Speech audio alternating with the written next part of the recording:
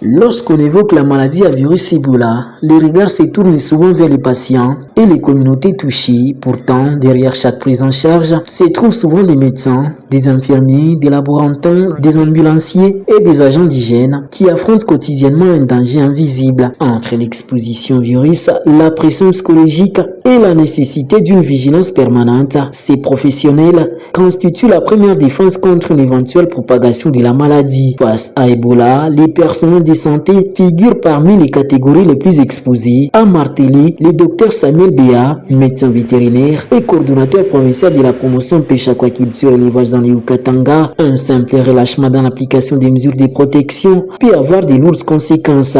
La protection du personnel de santé, les soignants sont particulièrement exposés. Le respect strict des mesures de prévention et de contrôle des infections est essentiel dans les établissements de santé. Même après les décès, le virus Ebola peut rester présent dans l'organisme. Les contacts directs avec les corps d'une victime lors des rites funéraires constituent l'une des principales voies de transmission de la maladie, a-t-il ajouté. Les cérémonies funéraires impliquant au contact direct avec le corps d'une personne décédée d'Ebola présentent un risque élevé de transmission. Des protocoles d'inhumation sécurisés doivent être appliqués. Des rumeurs et des fausses informations peuvent semer la confusion au sein de la population. Ces désinformations peuvent freiner les efforts de prévention et compliquer la réponse sanitaire. Tous nos amis qui sont à l'extérieur, avec les réseaux sociaux, avec quoi? Ils sont là-bas, ils n'ont pas d'autres activités à faire. Les activités à faire, c'est quoi? C'est de publier, de partager des psychoses. Surtout en cette période d'Ebola ici, il faut vraiment faire attention de tout ce que vous allez lire et suivre en ligne.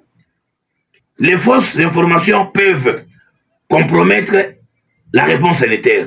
Il est important de promouvoir des messages fondés sur les recommandations de l'Organisation mondiale de la santé et des autorités sanitaires nationales.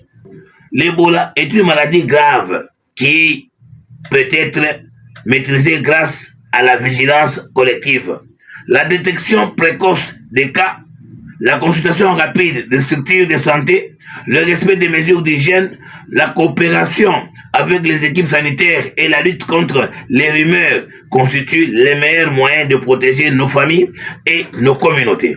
La prévention reste notre première ligne de défense, bien entendu.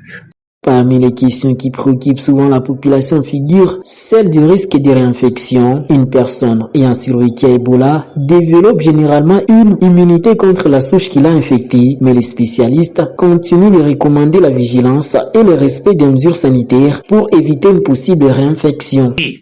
Même si une personne guérie développe généralement une immunité contre la souche du virus qui l'a infectée, cette protection n'est pas forcément permanente ni absolue. Ok? Une réinfection reste possible, bien qu'elle soit considérée comme rare.